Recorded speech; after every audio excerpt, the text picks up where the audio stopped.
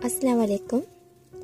कहते हैं माफ़ी और तौबा की तौफीक भी मुकद्दर वालों को मिलती है, वरना आँखों पे लोहे के पर्दे और कानों में शीशा पिघला दिया जाता है और सोचने समझने की सलाहियत को छीन लिया जाता है। लेकिन कोई कितना भी गुनाहगार क्यों ना हो, अल्लाह रब्बुल इज़्ज़त उसके लिए तौबा का दर, दुआ का रास्ता और रिज़्क़ का दरवाज़ा कभी बंद नहीं करता।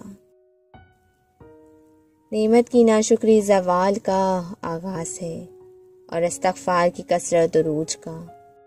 अस्तग़फ़िरुल्लाह हस्सर बुलंदी का वजीफ़ा है और अल्हम्दुलिल्लाह इनाम याफ्ता बंदों का वर्द। या अल्लाह हमें अपने हिदायत याफ्ता और इनाम याफ्ता बंदों में शामिल फरमा। आमीन सुम्मा आमीन।